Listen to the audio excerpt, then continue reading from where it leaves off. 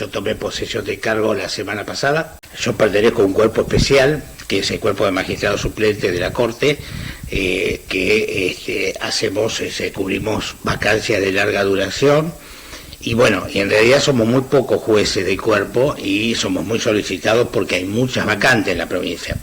Entonces, bueno, a veces la idea es que generalmente nosotros estamos hasta que el juzgado se cubre con un titular.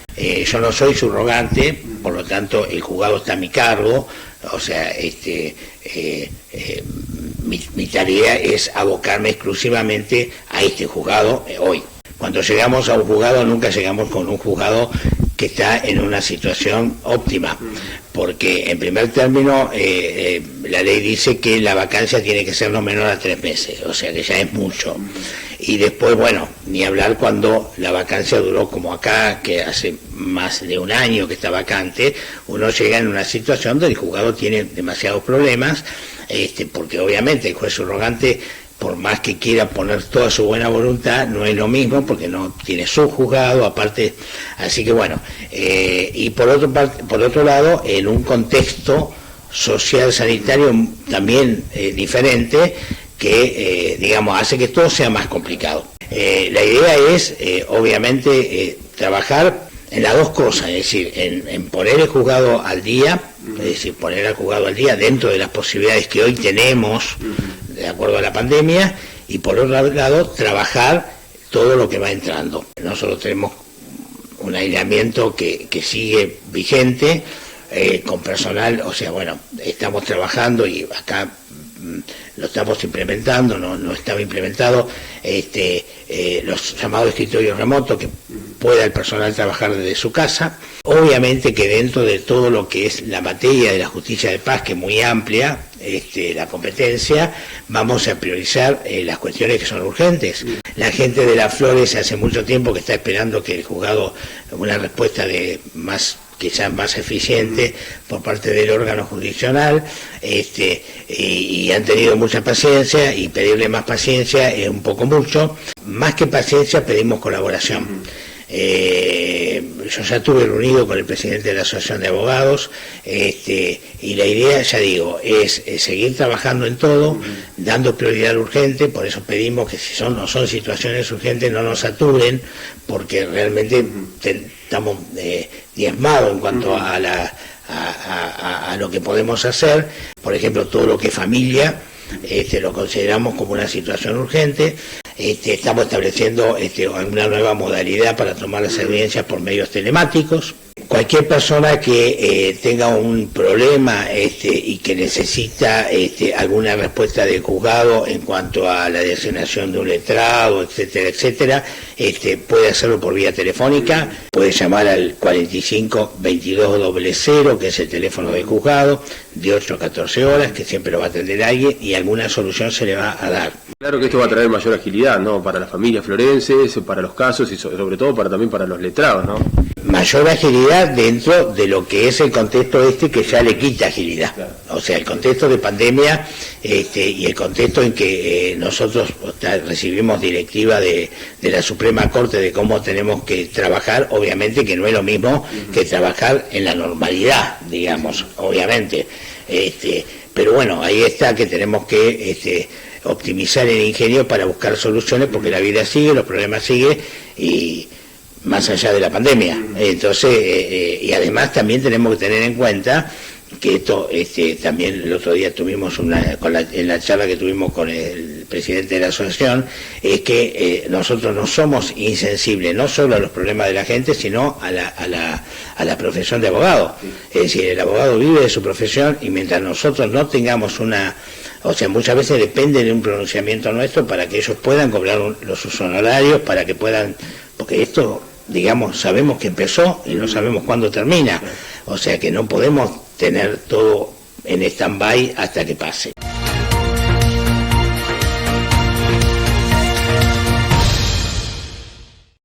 ¿Cuánto falta para que en Las Flores tengamos la otra opción, digamos, para que tanto vos como otros laboratorios tengan la posibilidad de ofrecer estos análisis, ¿no? Mira, Julio, la verdad que si vienen cuestiones de horas, pero igual yo siempre estoy tratando de marcar que con la ansiedad de la gente vayamos despacio, porque estos son insumos que realmente van a estar acotados. Hay una demanda mundial tan importante que esto hace de que tengamos poca cantidad. Y con esa cantidad uno lo que tiene que hacer es guardar y cuidar los recursos. Por ende, no es momento en esta población, en nuestra ciudad, de utilizar esos recursos, por lo cual creo que esto de haber tenido una cuarentena nos permitió, como parte positiva, poder ir acomodando nuestro laboratorio para poder dar respuesta en el momento de la crisis. Ajá. Hoy todavía estamos sin ningún caso positivo, por lo cual creemos que todavía el virus no tiene inserción en las flores, así que gastar estos recursos en este momento sería desperdiciarlo. Por ende, yo te podría decir que en breve tendremos la capacidad de desarrollar los análisis, pero no sería justo utilizarlo, porque realmente lo estaríamos mal utilizando. Ajá. Bien, vamos a recordar, para que podamos entender aquí nosotros, la gente, ¿qué tipo de análisis vas a realizar cuando lleguen esos insumos a tu laboratorio? ¿Qué tipo de análisis realiza hoy el Estado y qué tipo de análisis vas a realizar vos ahí en el laboratorio? Mirá, la verdad que se ha adelantado mucho este último tiempo. El Estado está más abocado en lo que es la detección del virus y no de los anticuerpos, que es lo que genera el cuerpo cuando está en contacto con el mismo. Sí. Es decir, hay distinta utilización de estos medios, son todos útiles y son uno con otro, como quien dice, se van dando fuerza para poder ir tomando posición y decisiones contra la pandemia.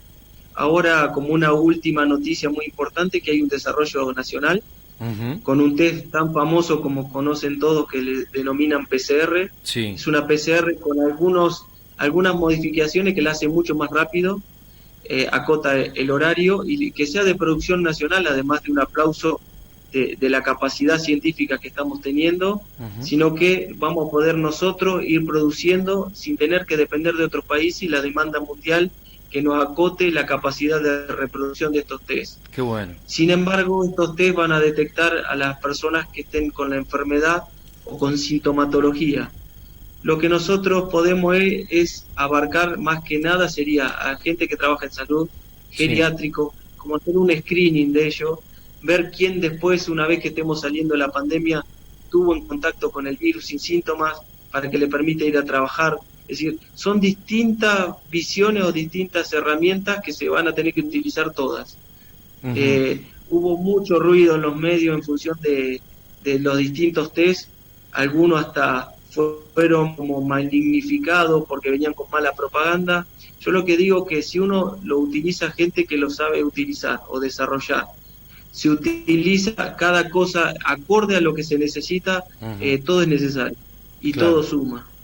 Bien, bien. Entonces, por ejemplo, vos vas a poder determinar que si yo soy asintomático, puedo llegar a tener contacto con el virus o tuve contacto con el virus. Lo que nosotros vamos a poder hacer en el laboratorio es ver quién está inmunizado, es decir, quién estuvo en contacto o no con el virus. Quién ya estuvo en contacto, claro. ¿Quién ya estuvo en contacto o quién está cursando la enfermedad en este momento? Bien. Eso es lo que podríamos hacer. Ahora, la ventaja de la PCR, que es lo que está utilizando el Estado, es que es más rápido, porque detecta a quien, como quien dice, al virus, a su material genético para el virus. Nosotros vamos a detectar la respuesta de nuestro cuerpo. Ambas cosas tienen que estar de la mano para ir pudiendo ir determinando en qué situación está cada paciente, quién estuvo en contacto y que no lo supo, quién, por ejemplo, por ahí lo que tenemos nosotros en nuestro método es rapidez. Yo en 30 minutos puedo tener una situación de ver quién estuvo en contacto con un paciente enfermo, que quizás son 10 familiares, 15, y uno va a dar una respuesta para esa persona por poderla aislar. Mirá vos, media hora. Son herramientas diferentes, pero son todas muy útiles.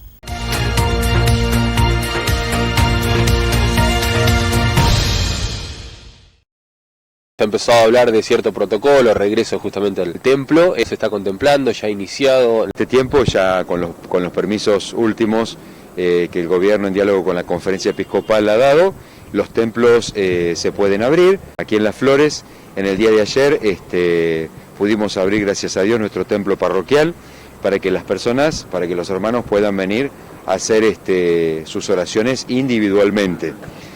El templo está abierto de 8 a 11 de la mañana y de 12:30 a 17:30. En ese horario pueden pasar, está abierto, a hacer sus plegarias individuales. Como digo, todavía no tenemos permiso para hacer la celebración de la misa, el culto público, creo y esperamos que en breve eso sea. Porque se había hablado en un momento de la misa con menos gente o por lo menos más distanciado, ¿no? Así se está haciendo en algunos otros países y bueno, puede ser que ojalá llegue para que con cierto protocolo también aquí se pueda hacer, ¿no? De hecho, antes de que viniera la cuarentena severa, digamos, ya teníamos los bancos espaciados, no hay agua bendita, la comunión en la mano, nos dábamos el saludo de la paz, ciertos recaudos antes del 19 de marzo a la noche. Ya lo veníamos haciendo en una semi-cuarentena. Probablemente volvamos a ese régimen anterior a la cuarentena. Padre, ¿se habló del agua bendita, de quitarlo? ¿Esto es una realidad?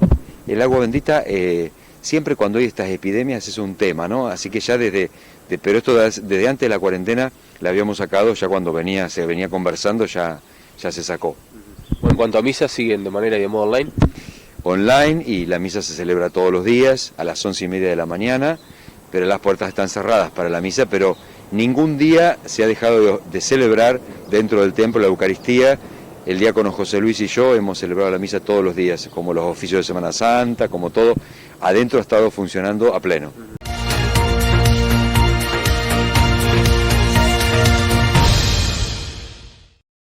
Hay un movimiento imponente, ¿no?, de gente que le está poniendo el cuerpo literal con lo que sucede hoy en día, bueno, en Capital, en las villas, donde ahí se ve que pasaron muchos años y el Estado no tiene la infraestructura necesaria que la gente necesita, gente que no tiene agua potable, ¿no?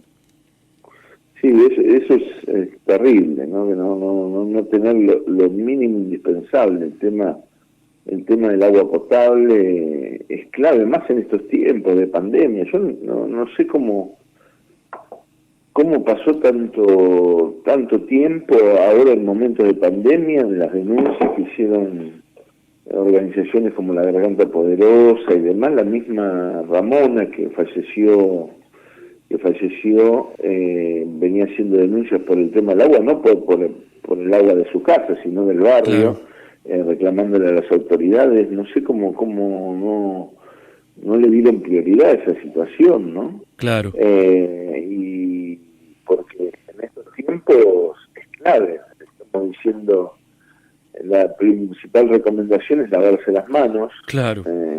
Y no tener acceso al agua, la verdad que es un desastre. Y creo que el gobierno de la ciudad de Buenos Aires, en eso nosotros hicimos comunicado, bien la red y demás, tienen que arbitrar todos los medios para que esto no suceda, y cuando se dan casos en lugares así, ver cómo pueden generar algún tipo de aislamiento para que el virus no se propague. Sabemos que el virus tiene altos niveles de contagio, es un virus que lamentablemente inclusive mucha gente puede llevarlo en forma sintomática y contagiar a otros. Entonces necesitamos cuidar lo mismo que en el tema del conurbano, ¿no? En todo el país, pero bueno, en aquellas aglomeraciones, en barrios humildes y demás, hay que tener permanentemente una mirada, un control, una revisión, un acompañamiento a los vecinos para detectar este tipo de casos y cuáles son los problemas y poder resolverlo, prevenir que pase a mayor. Claro, totalmente. Estamos hablando con Roberto Baradel, titular de SUTEBA. Roberto, bueno, desde el sector de la educación se está cumpliendo un rol fundamental, también los docentes llevando las tareas muchas veces a los hogares, porque también hoy se desnuda la falta de conectividad de muchas familias, ¿no? Sí, la pandemia sacó a la luz, o sea, marcó fuertemente las desigualdades que hay. Primero yo quiero decir que es enorme el trabajo, el compromiso que tienen los docentes, que garantizan, porque hay que decir que no se suspendieron las clases, se suspendió la presencialidad, o sea, ir a la escuela. Claro. Las clases continúan. Inclusive los docentes hoy se ha incrementado mucho su trabajo, porque se levantan a la mañana preparando clases, preparando la tarea, enviándola, recibiéndola, haciendo las correcciones necesarias, recibiendo, haciendo reuniones con los directivos, con el equipo de orientación escolar, recibiendo requerimientos de la autoridad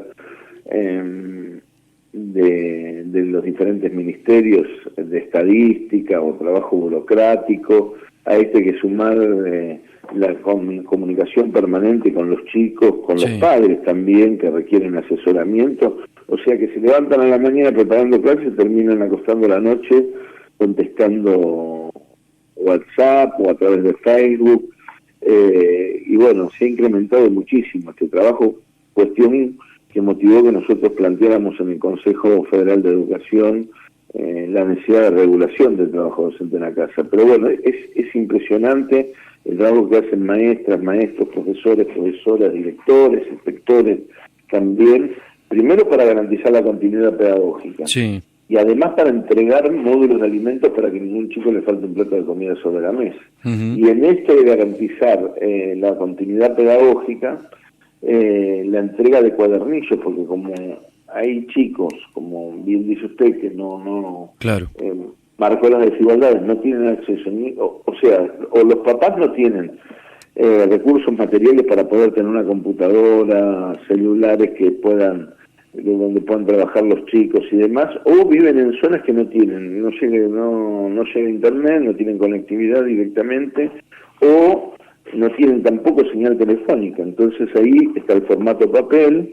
También se está trabajando con algunas radios FM que reproducen programas educativos, y el formato televisión, también programas de televisión que se están llevando adelante. O sea que se organizó un dispositivo bastante amplio para poder llegar a todos y a todas las chicas de la provincia escolar de la provincia de Buenos Aires.